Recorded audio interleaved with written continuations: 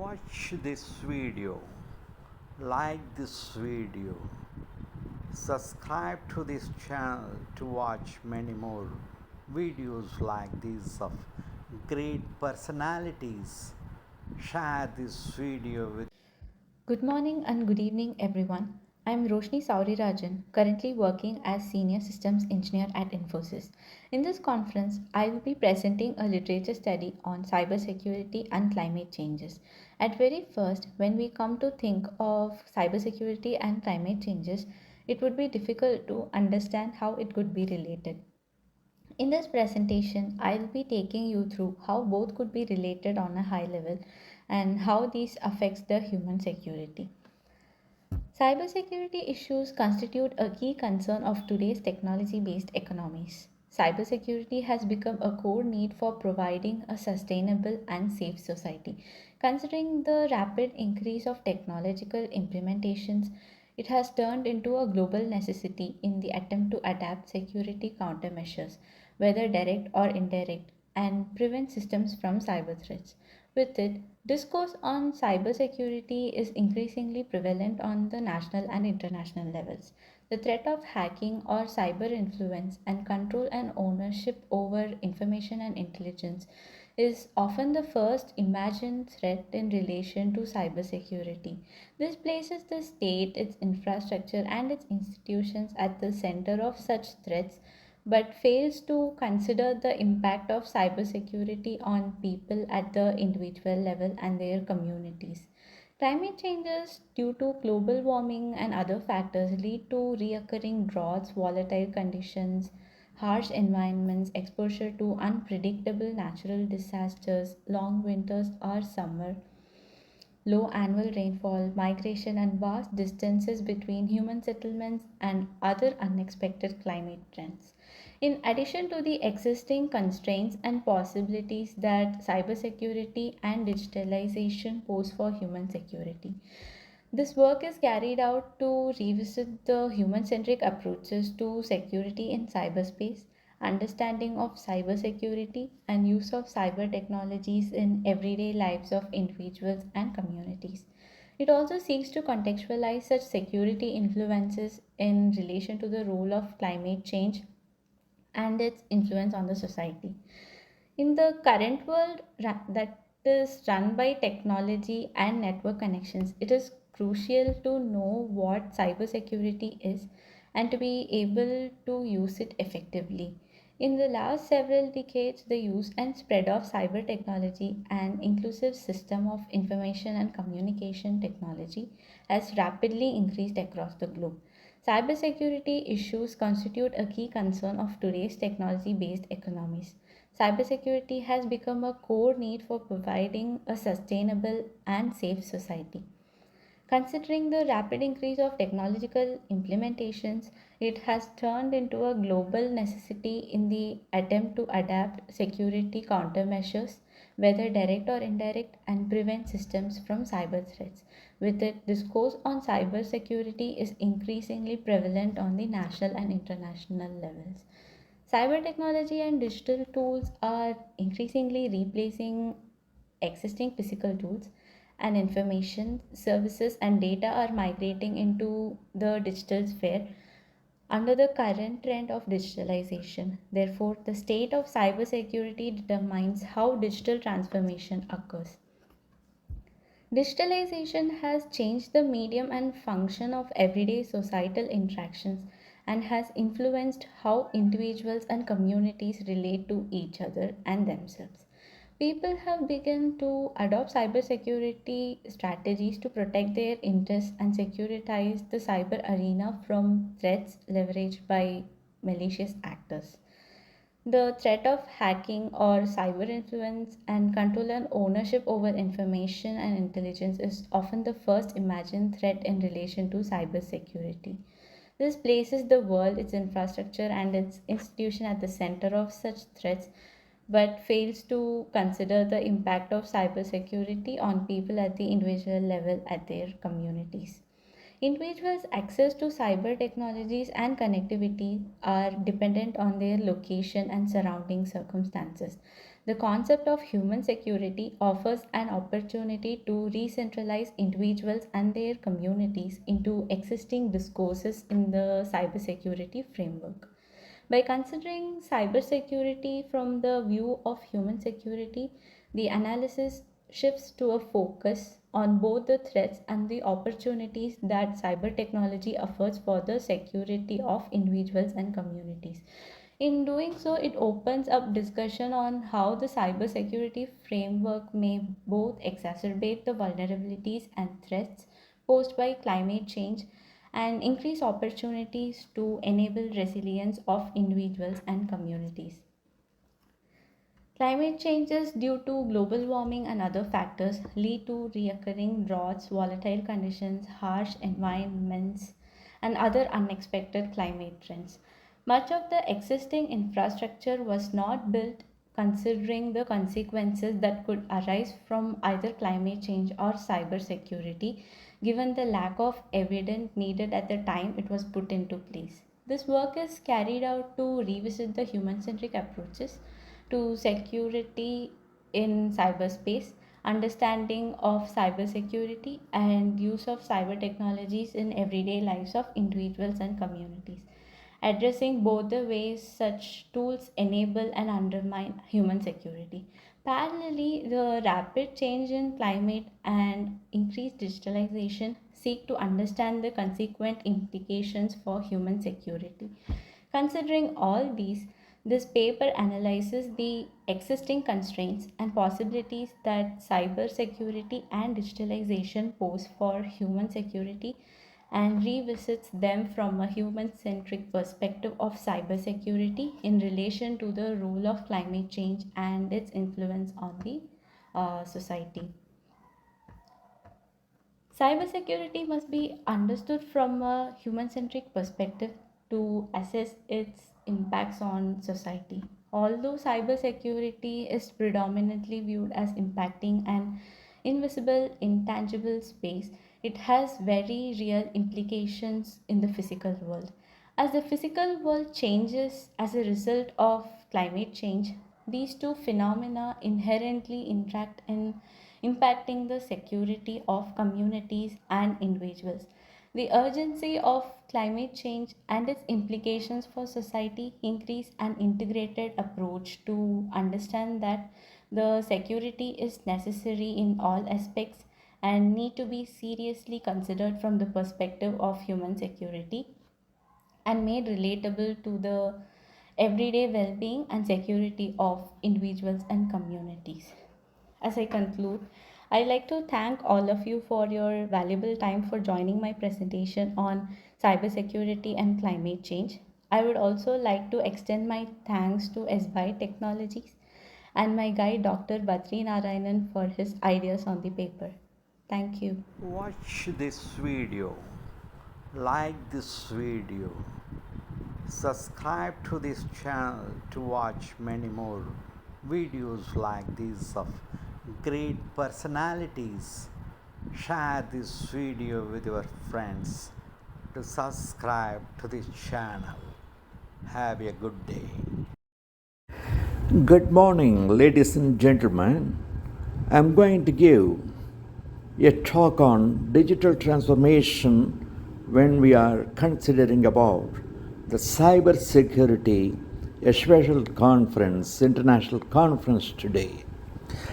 When we talk about the cyber security, we should first of all know the digital transformation, what is happening today. and that gives you a lot of domains, a lot of areas where we have to focus on cybersecurity. So let us talk about the digital transformation now. I'm going to talk about the beauty of digital transformation. Very recently, Jio has signed an agreement with Facebook for entering into digital transformation from petty shop to the major companies for ease of use by the public. The pressure is on for all the companies to become digital. It is essential to survival and leads to improved customer experience and therefore retention, increased traffic across all channels, and ultimately higher revenue. Although the imperatives are clear, transformation is not easy. There are a number of challenges, including the right leadership, vision to drive the change, instilling a culture of innovation and openness, leveraging the data, adapting to technology change, anticipating customer needs, and tracking results.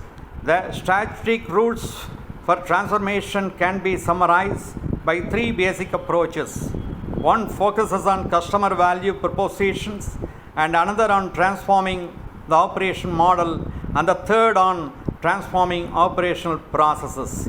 In the digital world, even companies in the primary physical industries will not start their digital transformation journey from zero. Instead, most organizations are already finding ways to use digital transformation by providing interactive websites, improved customer service, or enhanced customer experiences. Similarly, they are creating basic operating capabilities such as online channels or digital supply chain tracking. From this starting point, a company's strategic approach to transform typically follows one of the three paths shown already said by me. That digital transformation, the key domains. The first domain is customer experience. One key area is to transform the whole customer experience. Businesses have started to take advantages of previous investment in systems to understand market segments and specific demographics. Some ways in businesses are transforming customer experiences include exploration of social media to understand customer dissatisfaction and satisfaction, promotion of brands through digital media, building of new online commodities to build loyalty with clients, building products that improve branding and lifestyle communities, building analytic capabilities to get to know customers more in detail, usage of technology to improve in-person sales communication, integration of customer purchase data to offer better and personalized sales and customer services. Service companies now offer self-service through digital tools, usage of mobile applications. The second one is the business processes. The transformation of the internal process or operational process of a business is also very important. Process digitization. Processes now are going beyond using automation to enable themselves to refocus on more strategic tasks. It now goes beyond efficiency. Going digital often reduces the need for shipping physical prototypes in both directions, thus reducing the lifestyle of product development.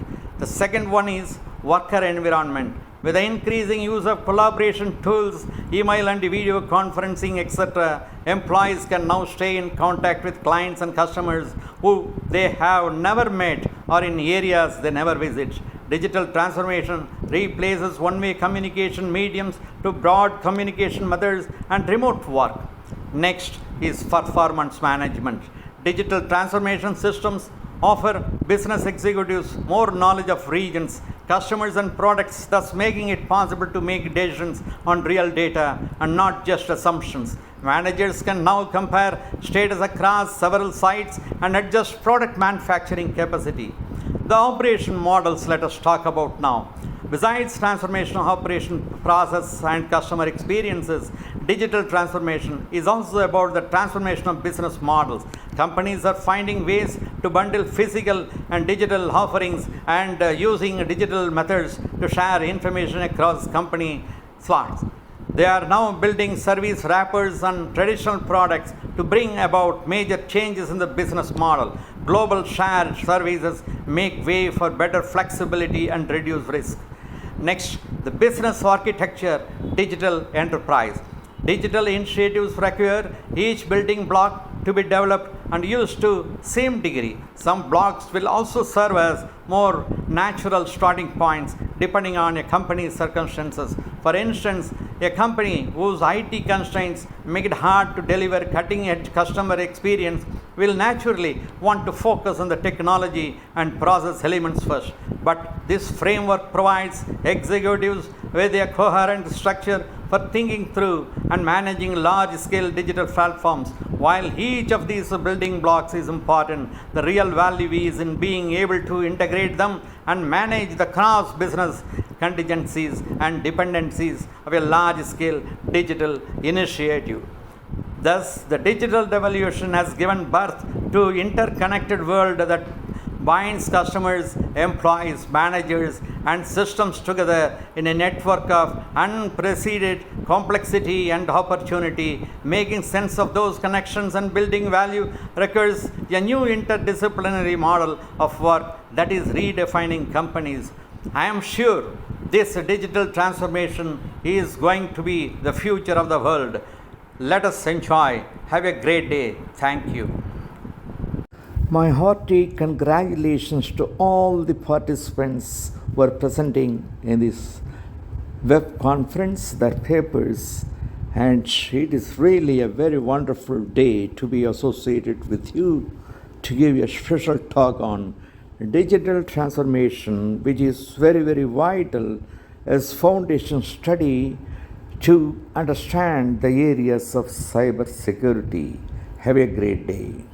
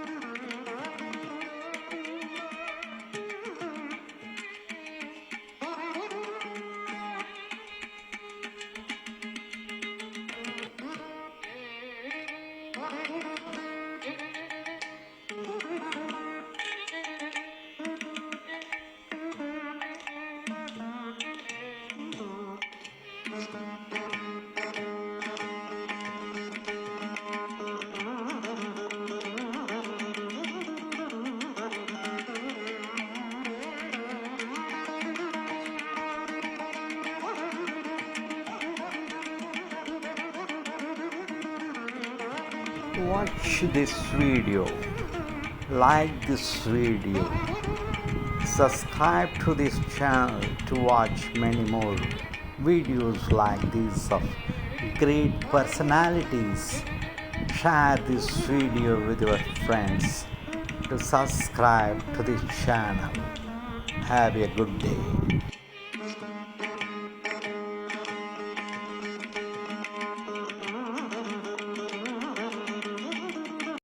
Hi, good morning everyone.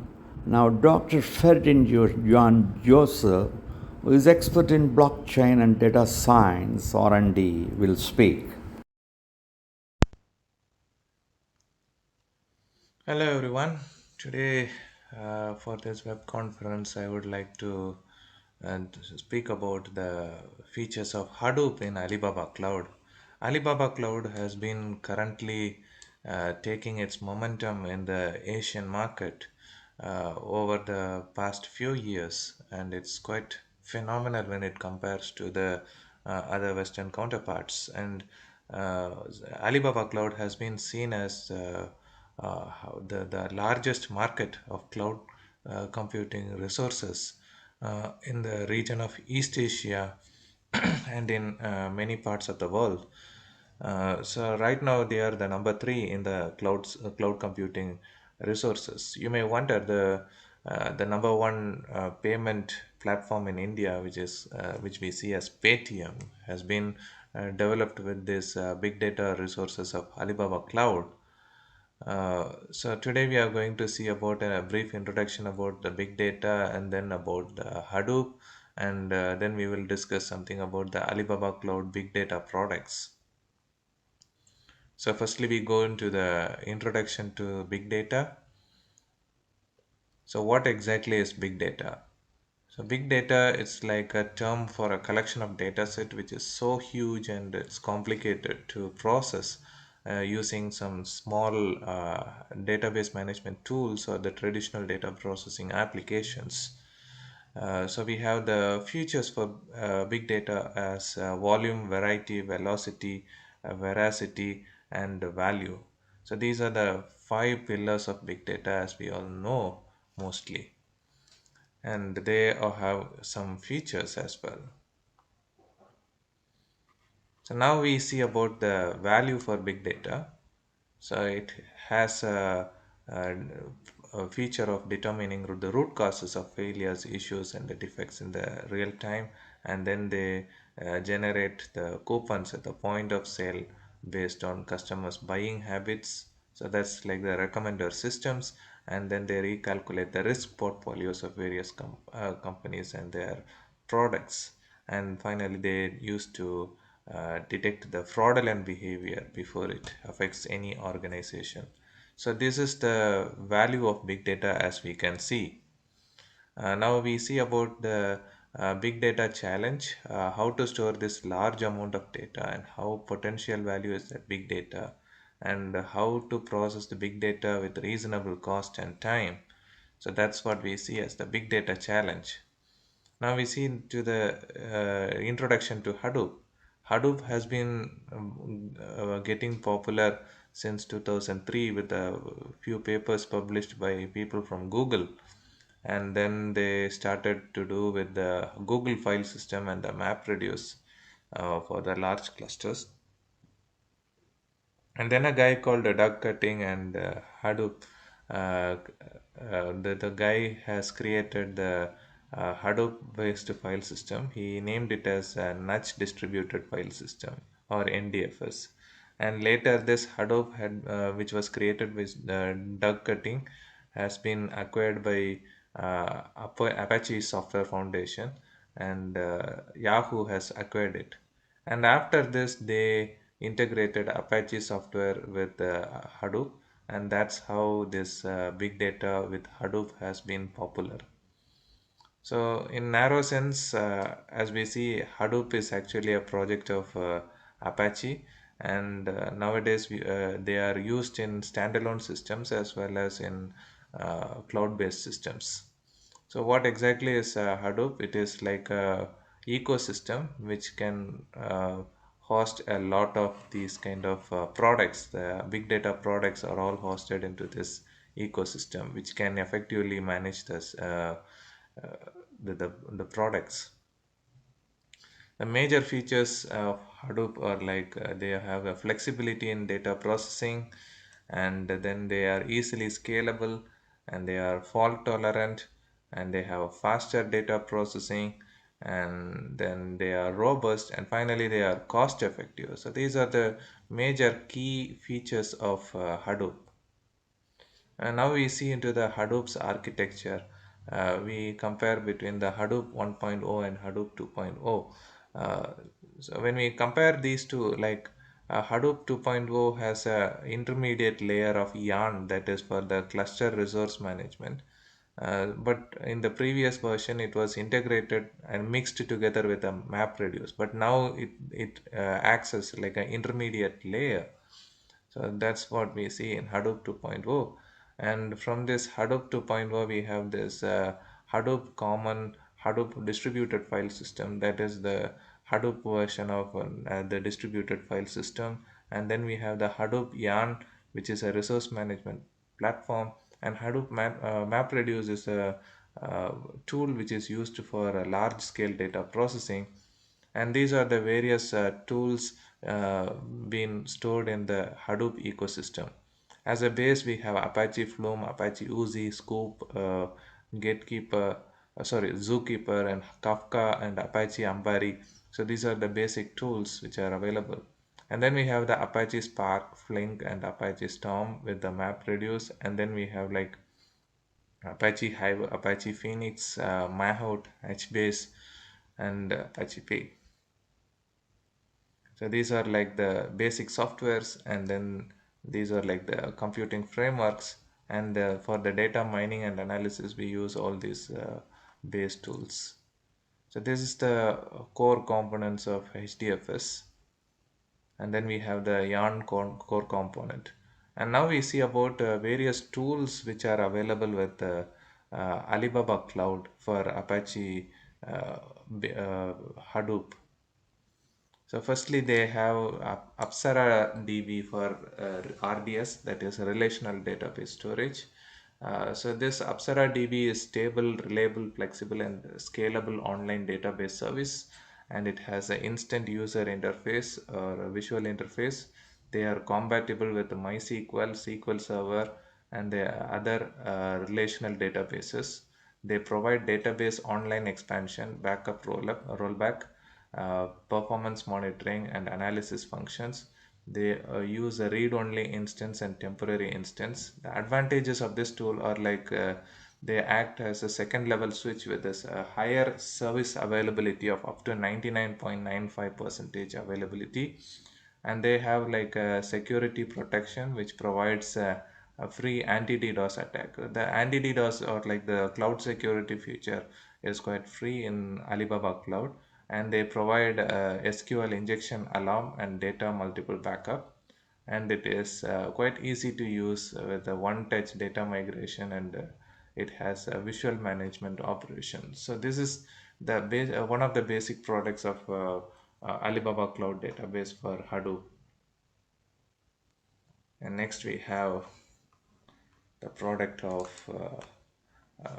distributed relational database system. So we saw the previous RDS system, which is for the single node system or the centralized node, but this one is like a distributed system. So this is used for products based on the RDS. That is, we combine this distributed relational database service with this RDS system, and this can provide you with horizontal split and smooth expansion, and they help you to solve the problem of some of the problems faced by a relational database system, like supporting the businesses independently. So those kind of things can be obtained using the relational distributed relational database service. So the advantages are like they are easy to use, and they have a higher stability, and they are distributed, and it has as a result of this the scalability of the system increases. So these are the various advantages of the distributed relational database service. Next, we have the table store. The table store is like building NoSQL data storage service on Alibaba Cloud's Apsara distributed system. The storage and the real-time access of massive structured data, and they have a flexible resource reservation with a real-time monitoring display. And the advantages are like they have a stability, and they give a security with a large-scale high-performance system. And then they have the analytic DB database system. They are used for massive data, real-time, high concurrent online analysis and cloud computing services. They provide a free computation and query ability, high availability and high security, fully compatible with the MySQL protocol.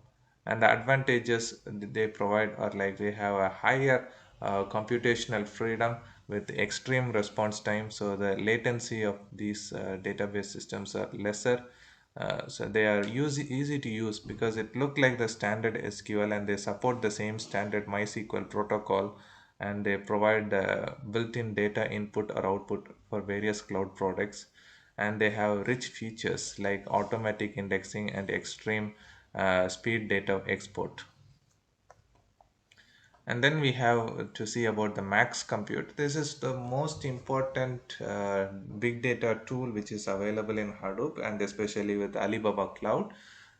They are used for a huge amount of data storage and computing up to the level of petabytes. We normally worry about gigabytes of data or terabytes of data, but this one has a capacity of up to petabytes of data. The multiple computational models are available with SQL, MapReduce, Graph, MPI iteration algorithm, and other programming models. They are cost effective, and it provides a strong data security. The advantages are of this max compute product, or like this they are distributed with they provide with a cluster architecture which can be expanded as like the requirement, or even with uh, the need of the customers. And they provide more security, as we saw like the Alibaba Cloud's anti-DDoS. This product of Max Compute also provides more security with automatic storage fault tolerance mechanisms, and the calculations are like firstly done within a sandbox, so it gives more security. And they have like they are easy to use, which support the SQL based data processing, and they provide some APIs with which we can have a connectivity with the data. And they provide the management and authorization using the multi-user management collaborative analysis, multiple user rights and management. And they have like a flexible data access control strategy. So that's about the max compute tool. And then finally we see about the data integration, which is a stable tool which is efficient, and it is used for data synchronization. And Alibaba Cloud provides offline data access using this kind of data integration for the use in Alibaba Cloud's computing engine. And the advantages we see here are like they have a variety of data sources support, and they are faster, they are good, and they have the main feature of it saves the cost. And apart from all these data analysis and data products, we have the cloud data machine learning. We call it as a PAI, that is Platform for Artificial Intelligence. They are based on the Max Compute GPU cluster, and they support various calculation types. And they are built-in distributed algorithm of Alibaba, which supports tens of billions of data volume training, and the web interface through the drag pull to complete the complex data mining process. And in the advantages, we see that they provide a one-stop platform service from data pre-processing to model evaluation. Significantly, they reduce the big data algorithm modeling, and they support flexible and open personalization, and thereby they improve the modeling efficiency. That is, the machine learning models are created with a more efficient way, and they provide algorithms for the accuracy to explore the business value from massive data. So that's all about big data from Alibaba Cloud and its products. And if you want to have more information about Alibaba Cloud and its products, you can go to my YouTube channel, Ferdin Speaks, and I have a playlist full of videos explaining about each and every product, so you can have more information from there. and you can go to my GitHub and my LinkedIn for my professional activities. If you want to have contact with me, you can either like my Facebook page or you can email me to the email given here. So thank you everyone. That's all. See you later. Watch this video, like this video, subscribe to this channel to watch many more videos like these of great personalities. Share this video with your friends to subscribe to this channel. Have a good day. Greetings, everyone. It is uh, my delight to deliver this keynote lecture on cybersecurity for this conference on cybersecurity, which has been wonderfully organized by SBI Technologies, and I'm very happy to be part of this, and also our organization Invisam has also been part of this collaboration. Um, First of all, I would like to express my uh, heartfelt gratitude to Professor Dr. Sridhar Seshadri for organizing this and taking so much effort to make this happen. And also, this is the first conference by SBIT Technologies after a long time, and I hope we'll have more such conferences in the near future. And then we have had quite a few web conferences, which is an innovative concept where all the papers are presented online and in a pre-recorded mode, and a lot of efforts are being put in for this by Professor Dr. Sridhar Seshadri. So I take this opportunity to thank him and congratulate him on this, and also congratulating all the participants and the reviewers and so on for the wonderful outcome in this conference. So I would like to say a few words about cybersecurity and why is it important in this day and age. So we are in the era of digital transformation. There are so many innovations, advances, and transformations that are happening because of a wide range of changes in terms of how we do things, and a large number of them are happening because of the electronic computing and software related innovations. So, and a lot of them also have to do with networks, not just offline software developments, but also networks, interconnections, and so on. In this context, there is a lot of situations where we exchange information from one country to another, one city to another, one state to another, and so on. And a lot of exposure happens in this way to the data that we have, to the programs that we have, to the IP that is involved, and also, even more importantly, the personal particulars of the people involved in the transactions, in the in this kind of discussions and file transfers and so on that happen through the cloud. So we have artificial intelligence, we have machine learning, we have blockchain, we have cloud services, cloud technologies, we have IoT.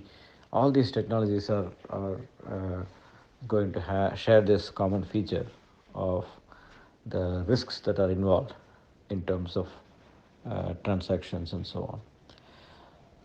And this issue is not restricted to just the people who are indulging in programming, in software design, and so on, but also this is equally applicable to people at large and also the governments.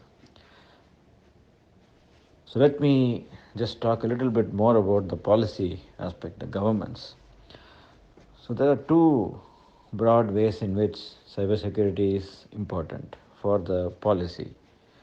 So I talked about all these risks, and that is the context of cybersecurity.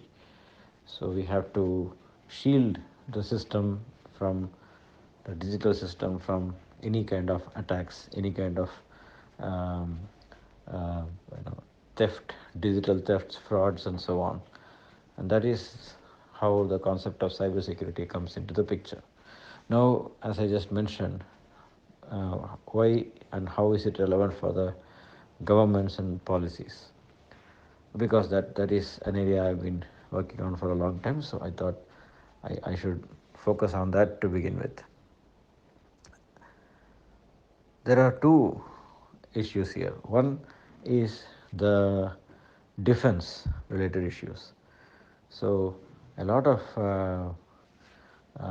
hacking and digital intrusion into security apparatuses, these kind of things happen from one country to another.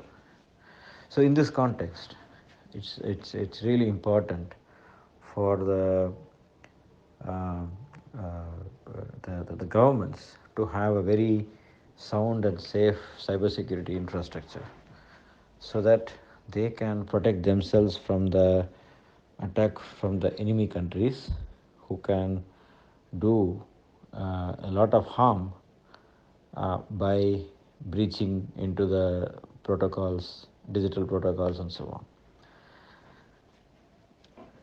I think that is one important aspect where the governments themselves are vulnerable. The governments themselves can be attacked by cyber attacks and cyber threats and so on. So here cybersecurity is important for the governments to save themselves from attacks, and that in turn means security for the whole country. So that is one aspect, and that aspect is all about the government systems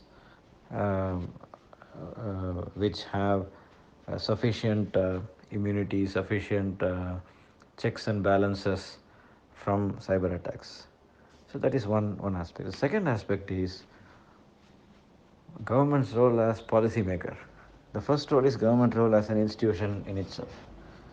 The second aspect is government's role as a policymaker. How can the government come up with policies which can ensure cybersecurity at large, for the people at large, for the industries, and so on? I think that is very important. The first aspect is for the government to protect itself and consequently the people at large by having cybersecurity protocols in the government system. But the second thing is providing regulations, developing regulations, providing a kind of space for um, um, uh, taking up the innovations that come in cybersecurity and promoting this kind of innovations to ensure that the people at large have good cyber secure systems. For example, identity theft should not be there. A lot of people talk about the personal identification numbers like Aadhaar card or PAN card. What if they get compromised? These kind of things. And also um, uh, uh, you know nowadays we have digitally connected vehicles and computers that we have at our home. When connected with internet, it's exposed to the world. So these kind of things, these may not have to do much to do with the national security, but these may have a lot to do with the personal safety, personal security. A lot of times we our social media accounts get hacked. So for all these things, we need cybersecurity policies.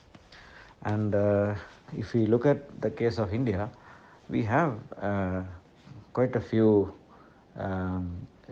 policy changes that have been happening over time in order to ensure that the cybersecurity system is intact both at the government level and at a policy level for the people at large.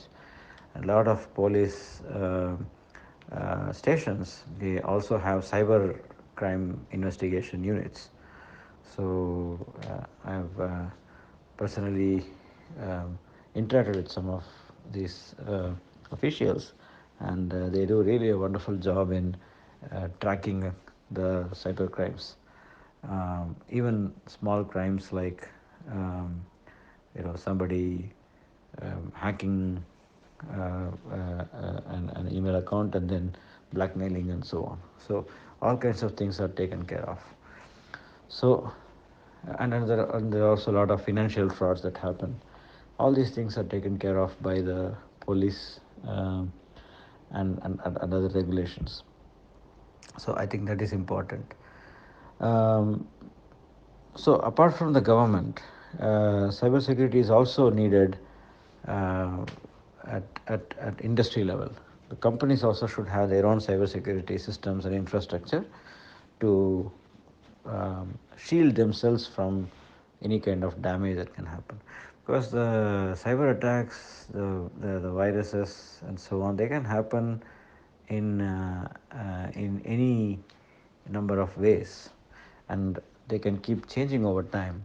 So we have to basically be ready for all kinds of attacks.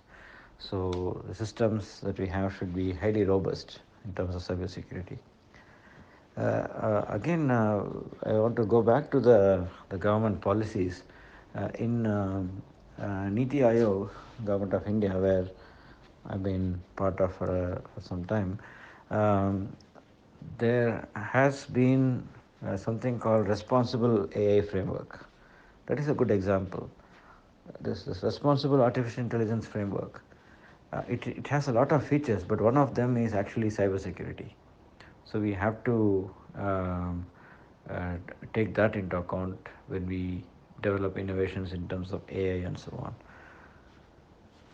So and lot of with all these advances, lot of new kind of threats emerge.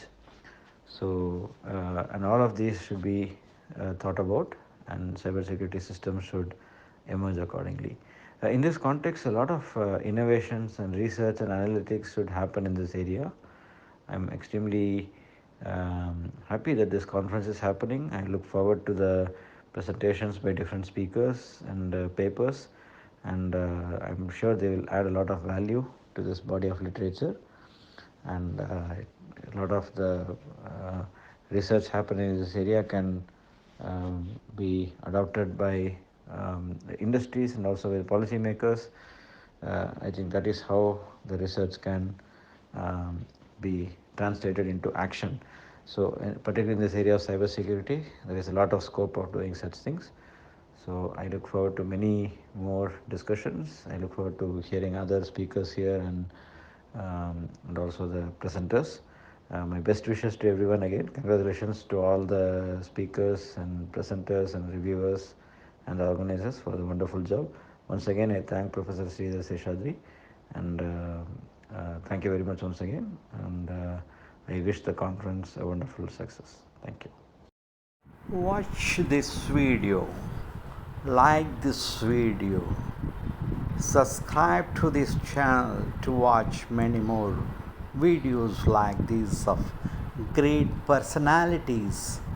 Share this video with your friends to subscribe to this channel. Have a good day.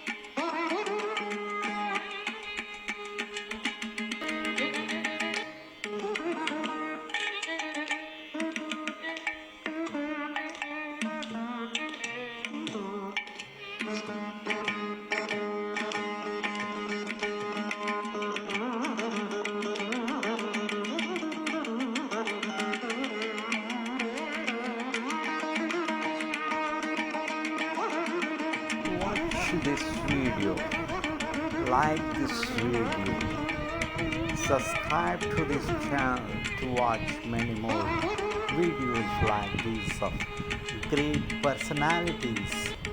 Share this video with your friends to subscribe to this channel. Have a good day.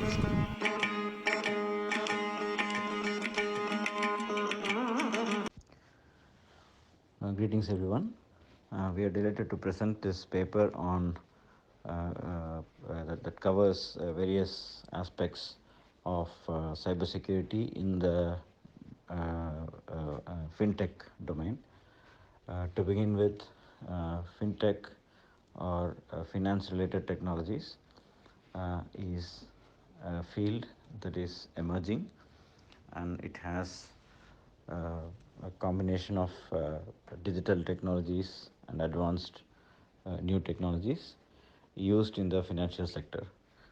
So there are a wide range of applications in this area, and we have explained all of them in the paper in detail. Broadly, the use of technologies in the financial sector um, has been able to improve the access to credit and finance, and make the process of lending streamlined and highly efficient, and also reduce the risks involved in terms of default and also a selection of the borrowers based on their credit history and so on.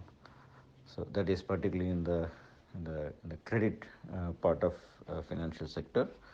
Also in terms of the investment sector, there also the technologies play an important role, and that can be based on the use of technologies for things like data mining and data science, artificial intelligence, machine learning, and so on, to help the investment strategies.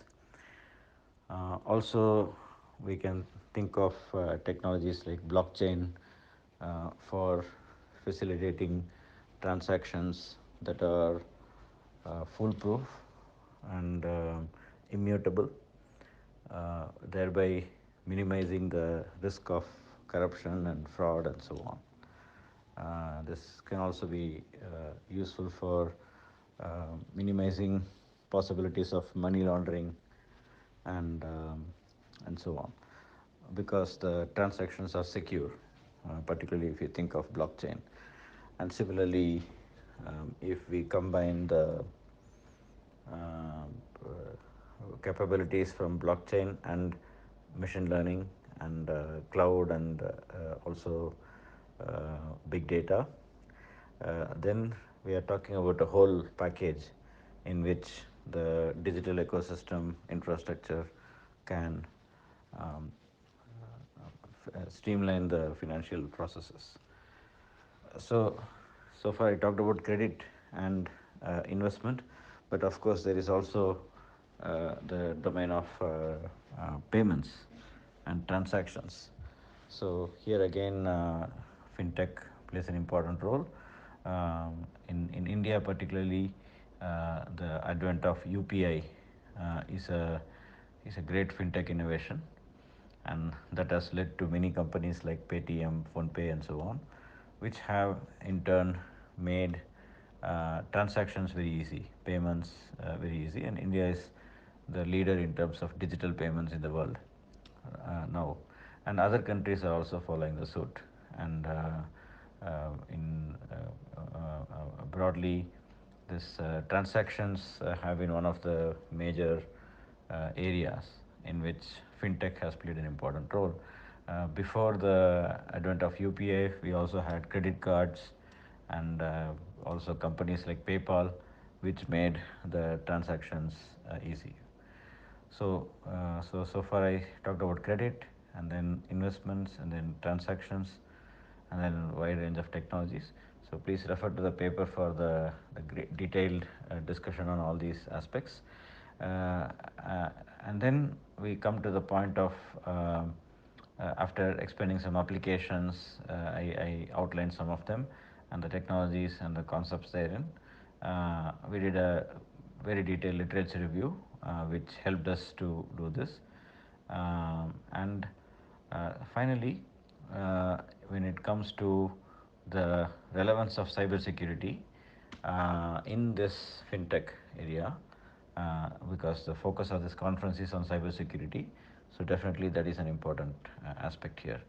So from that point of view, what we have done is to um, discuss about the risks involved in fintech sector and how those risks can be mitigated and averted and minimized using solid cybersecurity ecosystem. So that is an important aspect when it comes to fintech, because the entire fintech sector involves billions of dollars, trillions of dollars globally, and the threats that are involved in transactions, in credit, in terms of investments, and so on, they are quite huge, and it is important to have a very solid cybersecurity system for that. So that's a broad summary of the paper. I request all of you to read the paper in detail, and I really want to thank Professor Dr. Sridhar Seshadri, who did the bulk of, who basically wrote the entire paper, and I only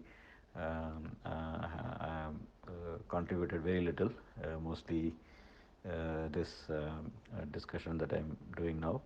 So I am very deeply thankful to him for taking the initiative, and also thanking him for this whole conference, organizing this whole conference. Thank you very much. Watch this video, like this video, subscribe to this channel to watch many more videos like these of great personalities. Share this video with your friends to subscribe to this channel. Have a good day.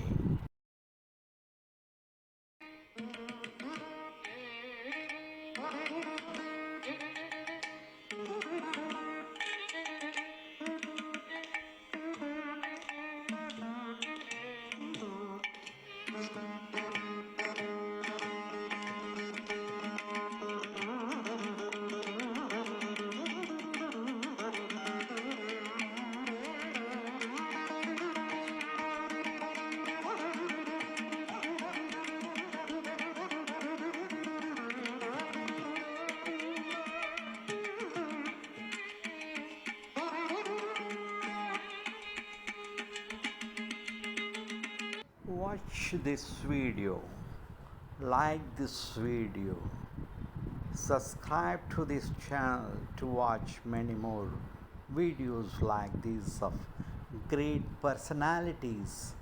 Share this video with your friends to subscribe to this channel. Have a good day.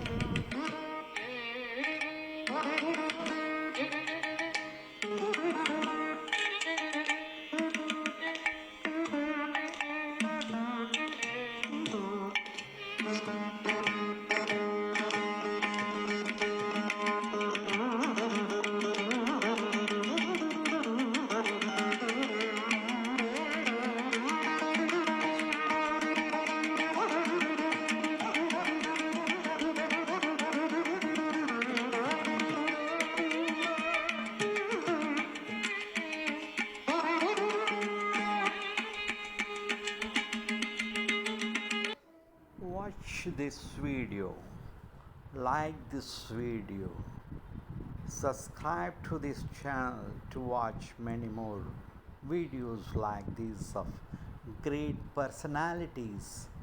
Share this video with your friends to subscribe to this channel.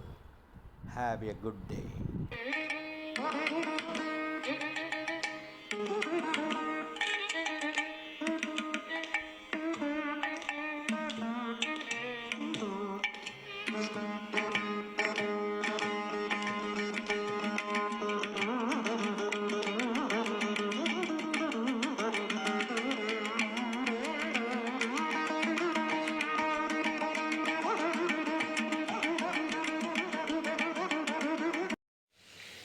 Hello everyone and good evening to all. I would like to present my web conference paper on the cybersecurity organized by S by Technology, sponsored by Infisum Limited. The topic is some cybersecurity topics, that is the review study. Myself Pramod Kumar from Indian Institute of Management, Udaipur. I would like to present my paper on the said topics. We know that cybersecurity is the practice of protecting systems, network, and programs from digital attacks. These cyber attacks are usually aimed at accessing, changing, or destroying sensitive information, extorting money from users, or interrupting normal business process. Here, the cyber security plays a very widespread role in our daily life. As an introduction, I would like to say that cybersecurity is the practice of defending computers, servers, mobile devices, electronic systems, whereas the network security is the practice of securing a computer network from intruders, whether targeted attackers or opportunistic malware, whereas the application security tells about the focus and keeping software and devices free of threats, whereas again the operational security includes the process and decision of handling and protecting data assets. In this articles, I would like to highlight some points which are very more important in our day-to-day operations of every system in the official capacity or in the personal capacity. As for example, when we talk about the user education and awareness, we can say that users have a critical role to play in their organization security, and so it's important that security rules the technology and enable users to do their job as well as help keep the organization secure. This can be supported by a systematic delivery of awareness programs, training and delivery expertise, as well as the helping to establish a security conscious culture. We can also say computer forensic, that is also known as a forensic science, where we can discuss that as a term, as a branch of digital forensic science pertaining to evidence found in the computers and digital storage media. The goal of computer forensic is to examine digital media in forensically sound manner with an aim of identifying, preserving, recovering, analyzing, and presenting facts and opinions that about the digital information. The importance of cybersecurity is worldwide relies on the technology more than ever than before. As a result, digital data creation has surged. Today, business and government store a great deal of that data on computer and transmit it across networks. The health and the objective of an organization, it depends on the data security. A data breach can have a range of devastating consequences for any business. It can unravel a company's reputations, loss of critical data such as sources, files, or intellectual property. Whereas the computer forensic lab is a safe and protected zone where electronic data can be managed, preserved, and accessed in a controlled environment. We can say that a number of techniques are in use nowadays, that is cross-dive analysis, live analysis, text messaging, deleted files, volatile data, stenography, and some different type of data which is used to in the day-to-day basis. Whereas some analysis tools are also playing a major role in the risk management regime. The network security, the hack computers, all these are surroundings, softwares and users applications where the cybersecurity plays an important role. Last but not the least, there are so many challenges and solutions where we can monitor with this knowledge and awareness. I would like to thank and acknowledge that Dr. S. Sridhar Sasadri, ex Vice Chancellor, Technical Chair of this web conference, and his comments while reviewing this paper for publication are highly appreciable, and I always thank him for his valuable support in this arena of uh, technological and educational development. Thank you so much for your guidance and becoming a ray of hope in the field of research. Thank you so much, sir. Watch this video, like this video, subscribe to this channel to watch many more videos like these of great personalities. Share this video with your friends to subscribe to this channel. Have a good day. Hi, good morning. As technical chair of this international web conference on today, namely 30th November 2022, organized by SBI Technologies and sponsored by Infinite Sum Modeling USA on the theme called Cybersecurity, which is the most hot cake in tune with state-of-art technology. Cybersecurity issues constitute a key concern of today's technology-based in any field.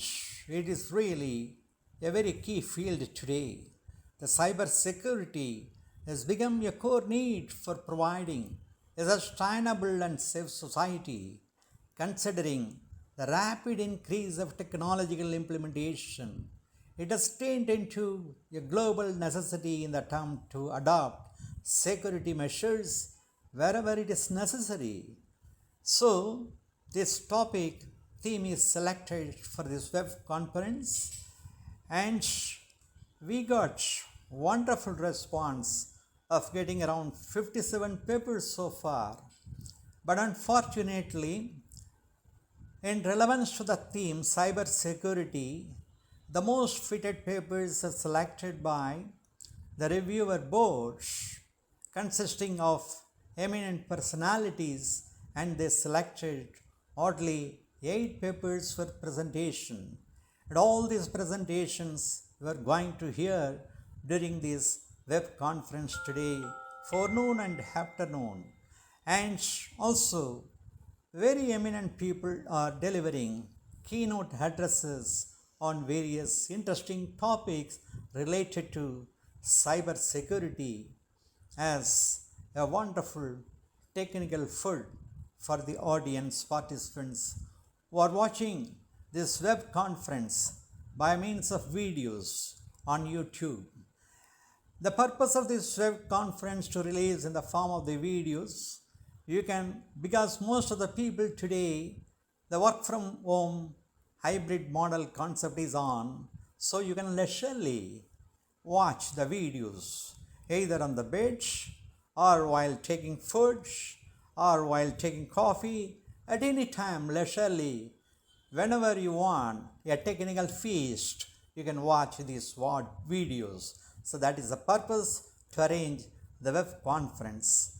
And really, this conference is going to give you wonderful technical food for you.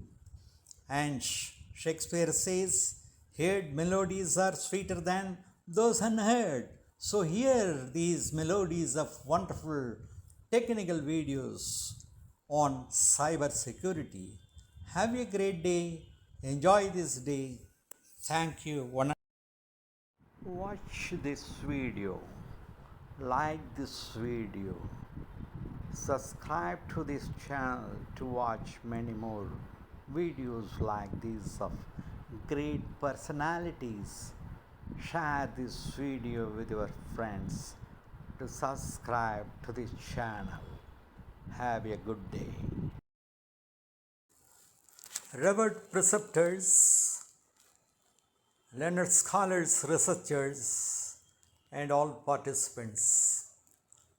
I am Dr. Sridhar, the technical chair of this international web conference, and my paper is also accepted by the reviewer board.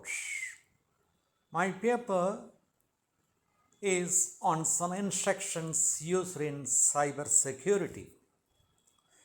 Basically, in this particular paper, I am giving some ideas on the hack computers instruction set architecture, namely ISA, and derived machine language, and you will be finding this paper with instruction sets. So the hack computers instruction set of architecture and derived machine language is sparse compared to many other architectures. Although the 6 bits used to specify computation by the ALU could allow for 64 distinct instructions, only 18 are officially implemented in the hard computers ISA.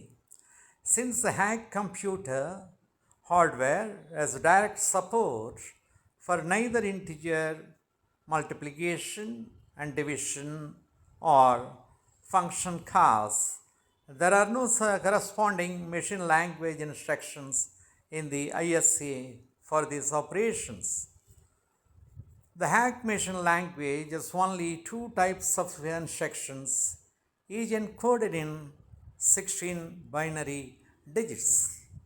This paper is presenting the details on A instructions, C instructions, and you may have to go through the complete details in the paper because presenting orally will be very cumbersome.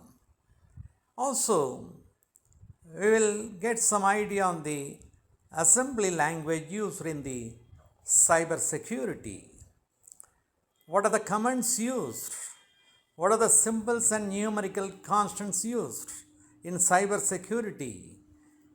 You can find in this paper in most interesting way, in a detailed way, the variables, the labels, A instruction sets, C instruction sets, assembler, and some example assembly language program. All are presented in this paper. You will be finding this paper will be very useful for developing purpose and the corresponding references are listed in this paper. And I am thankful to the reviewer board for including this paper as part of this web conference. And at the same time, as technical chair, I congratulate all the participants who presented their paper to make this web conference a grand success. Have a great day. Thank you very much. Watch this video, like this video, subscribe to this channel to watch many more videos like these of great personalities. Hi, I'm Dr. Mahalakshmi Shetty, Associate Professor, AIML, Nagarjuna College of Engineering and Technology. Today I am going to discuss about review, study and some topics related to cybersecurity. Internet and wireless network are standards such as Bluetooth and Wi-Fi, and due to some growth of smart devices including smartphone, television and the various devices constitute the Internet of Things IoT. The cybersecurity is also one of the significant challenges in the contemporary world due to the complexity of information system, both in terms of political usage and technology. Its primary goal is to ensure the system dependability, integrity and data privacy. After reviewing more than 200 scientific papers citing the term fintech, a study of a definition of fintech concluded that fintech is a new financial industry that applies technology to improve financial activities. Fintech is the new application process, product or the business model in the financial service industry composed of one or more complementary financial services that provides a end-to-end process via internet. There are certain terms we have found out, such as in a cyber crime, such as computer fraud, doing the fraud with the help of computer, and then cyber terrorism. Terrorists are using cyber terrorism for the creating the terrorism in the global terrorism, and cyber exhortation, ransomware and cyber sex trafficking. Computer as a tool, cyber warfare, computer as a target and computer as a tool. These are all the things are happening. These are all well known to all of us. Ad fraud and fintech industries. And then academic. In the academic, artificial intelligence, blockchain technology, cloud computing and big data are considered the four key areas of fintech. Artificial intelligence refers to the intelligence that demonstrated by the machines in contrast with the natural intelligence. Then same technologies are evolving. The fintech industry want to adopt these developing technologies. Then awards and recognition. Many people got many agencies or the government agencies as well as the other people got the awards and recognition that has been detailedly mentioned in my paper. And then what about the outlook of all these studies is finance is seen as one of the industry most vulnerable to disrupt by software because of financial services, much like publishing, and are made of information rather than concentrate goods. In particular, blockchains have the potential to reduce the cost of transacting in a financial system, while finances has been shielded by regulations until now, and whether the dot-com boom without major upheaval, a new value of the startup is increasingly disaggregating the global banks. Current challenges and solutions are data security is one of the another issue. Regulatories are concerned about the about the because of the threat of hacking as well as need to protect the sensitive and consumer and corporate financial data. Leading global fintech companies are protectively turning the cloud technology to meet the increasingly slightly compliance regulations. I would like to thank Dr. Sridhar Sheshadri, ex-Vice Chancellor, for his continuous support, guidelines and mentorship. His comments while reviewing this paper for publication are highly appreciable as well as taken to modify this financial version. This final version. Thank you. Watch this video, like this video, subscribe to this channel to watch many more videos like these of great personalities. Share this video with your friends to subscribe to this channel. Have a good day. Watch this video, like this video, subscribe to this channel to watch many more videos like these of great personalities. Share this video with your friends to subscribe to this channel. Have a good day.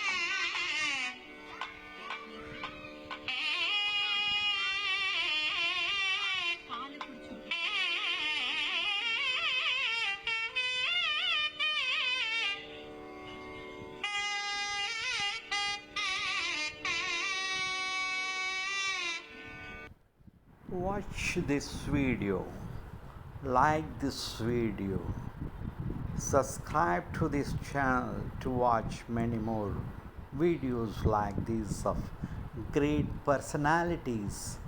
Share this video with your friends to subscribe to this channel. Have a good day.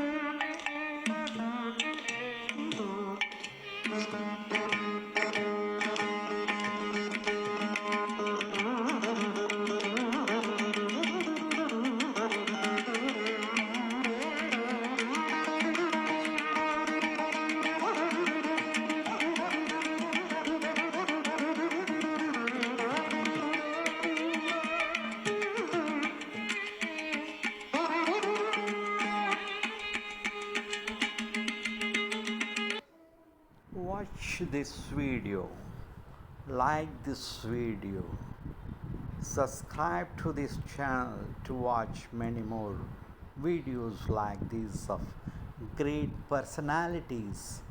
Share this video with your friends to subscribe to this channel. Have a good day.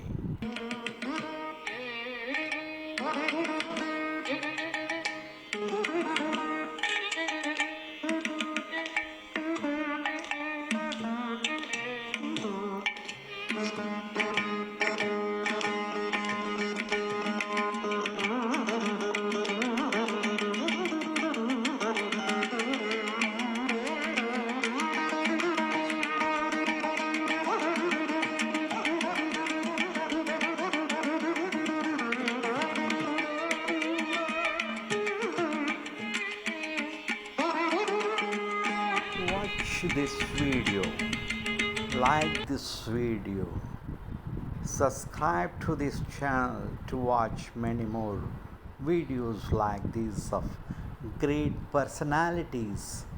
Share this video.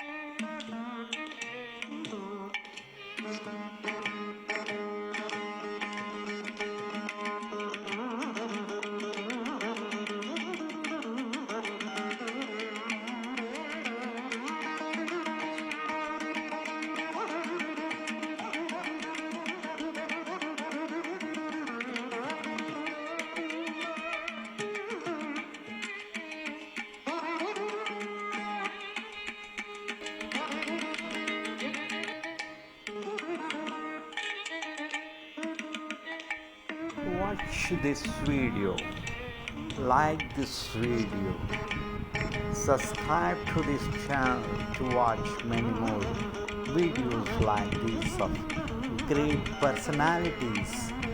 Share this video with your friends to subscribe to this channel. Have a good day. Greetings to Honorable Technical Chair Dr. Sridhar Sheshadri, respected jury, eminent personalities, and all the participants attending this international web-based conference. I am Desam Sudhakar Reddy and my co-author D. Deepshika are pleased to present our paper entitled Focus on Some Cybersecurity Topics, a literature-based study. Abstract. Cybersecurity is the practice of protecting systems, networks, and programs from digital attacks. These cyber attacks are usually aimed at accessing, changing, or destroying sensitive information by way of extorting money from users. Various types of cyber attacks, preventive measures of cybercrime, and importance of cybersecurity are being discussed in this paper. Introduction. Globally, there is an explosive growth of Internet with its penetration estimated to be around 3.4 billion users. Internet, apart from providing enormous opportunities, it has become epicenter for cybercrime, cybersecurity, and espionage. Thus, protecting our technological infrastructure is of utmost importance. The world relies on technology more than ever before. As a result, digital data creation has surged. Today, businesses and government store a great deal of the data on computers and transmit it across networks to other computers. A data breach may result in loss of critical data such as source files or intellectual property, which results in devastating consequences for any businesses. Cybersecurity is a practice of preventing cybercrime, that is, any form of unauthorized and malified access to a PC, smartphones, national banking system, and national defense network, minimizing its impact. Recent studies have indicated that 95% of cyber attacks are due to human errors. In 2016 alone, it is estimated that 90% records pertaining to both government as well as industry have been breached. Especially during COVID pandemic, there is around 30% increase in cybercrime.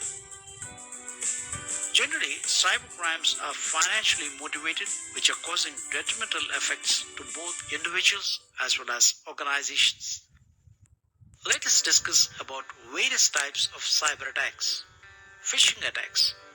It is one of the most prominent types of cyber attacks wherein emails containing links are being sent to individuals or organizations. These links actually contains malware. Clicking these web pages allows the hackers to access confidential information and bank credentials. Phishing attacks are financially motivated and incur huge losses to the industries. Regular updating of passwords using anti-phishing bar will help to prevent these attacks. Distributed denial of service attack or DDoS attack. These attacks are more prevalent in social media. Using bot accounts, hackers steal personal information from individuals, organizations, and deny access to web pages, which enables them to extort money. Conducting awareness campaigns among workforce and traffic analysis will aid in preventing DDoS attacks. Ransomware attacks generally targets the person who has fallen victim of cyber attacks via phishing, with primary intention to collect sensitive data and hold information until one succumbs and process the payment demanded by hacker. These attacks can be prevented by using antivirus softwares like Norton, McAfee, etc. and regular OS and browser updating will help to prevent them. Internet of Things or IoT. Electronic devices like smart TVs, refrigerators are built on technology called IoT.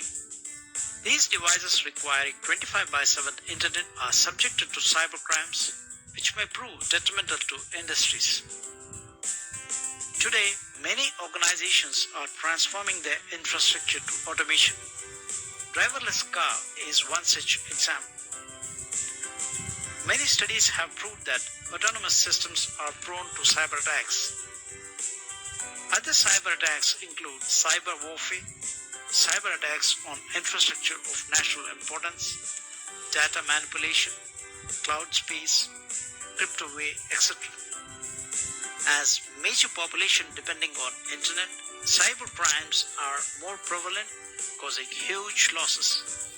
Thus, investing on cybersecurity by organizations has gained prominence. Apart from this, cyber threats have created a wide range of job opportunities in various organizations. Preventive measures of cyber attacks. Proper research and analysis of cybercrime should be made by means of proper collaboration between government as well as industry. Education and awareness campaigns on cyber attacks plays an important role, and separate courses should be designed on cybersecurity at both school as well as university level. Phishing emails should be recognized to avoid cybercrimes. Finally, revealing personal information via email, phone number, etc. to unknown persons plays a critical role in preventing cybercrimes. Conclusion. In view of growing cybercrimes, both governments as well as industries should not only bring social awareness but also provide budgetary allocation strengthening cybersecurity. I would like to thank Dr. Sridhar Seshadri sir, former Vice Chancellor and CEO of Aspire Technologies, for his continuous guidance and mentorship. Thank you, one and all. Watch this video, like this video, subscribe to this channel to watch many more videos like these of great personalities. Respected scholars, dear participants, I am Swaisaran, Design Engineer, Magendra Limited, Chennai. Much thankful I am to permit me to present my paper on cybercrime related topics. It is a review study. I am much thankful to the review board to select my paper and also Aspire Technology for including my paper to be presented during this web conference, international conference on cybersecurity related topics. A cybercrime is a crime that involves a computer or computer network. The computer may have a lot of usages in committing crime, or it may be the target cybercrime may harm someone's security or finances. There are many private concerns surrounding cybercrime when confidential information is intercepted or disclosed lawfully or otherwise. Internationally, both governmental and non-state actors engage in cybercrimes, including financial theft and other related activities like border crimes, etc.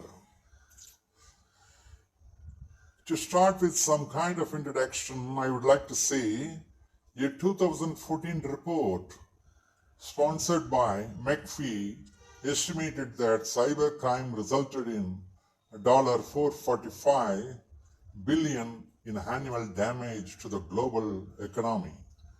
Approximately $1.5 million was lost in 2012 on online credit and debit card fraud in United States of America.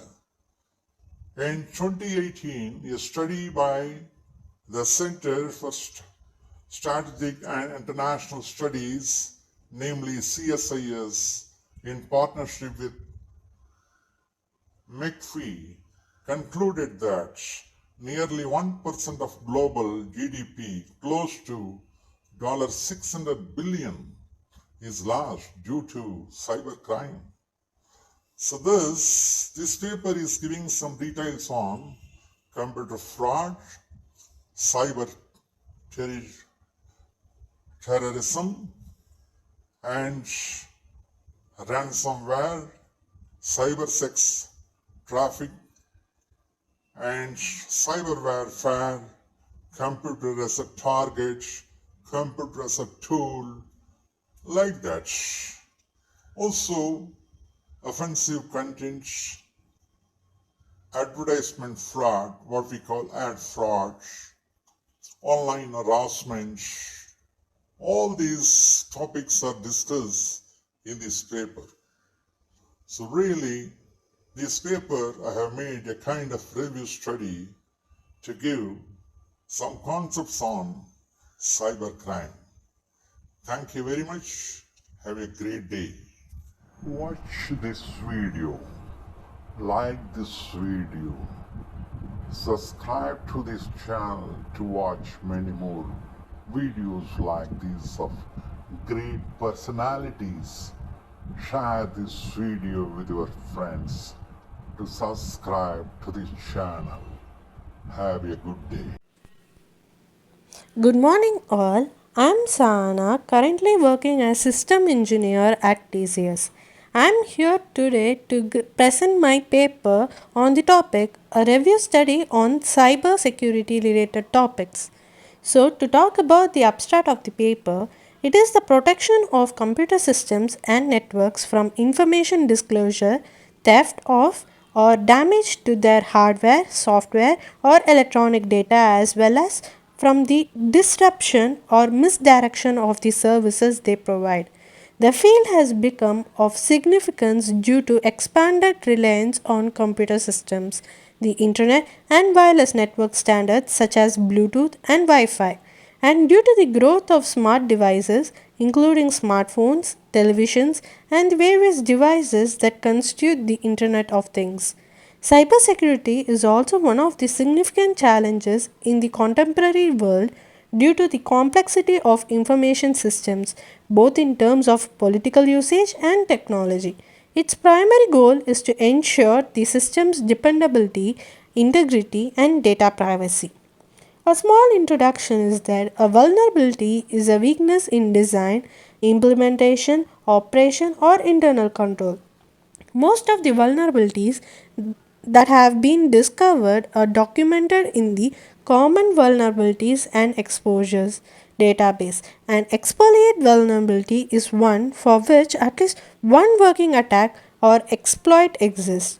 Vulnerabilities can be researched, reverse engineered, hunted, or exploited using automated tools or customized scripts. To secure a computer system, it is important to understand the attacks that can be against it, and these threats can typically be classified into one of these categories below, like backdoor, denial of service attack, direct access attacks, eavesdropping, multi-vector polymorphic attacks, phishing, privilege escalation, reverse engineering, side channel attack, social engineering, spoofing, tampering, information security, and so on. I would like to thank Dr. Sridhar Seshadri, ex-Vice Chancellor, for this continuous support, guidance, and his mentorship. His comments while reviewing this paper for publication are highly appreciable and well taken to modify this final version. I also thank SBI Technology for giving me this opportunity to present this paper in front of eminent personalities. Watch this video, like this video, subscribe to this channel to watch many more videos like these of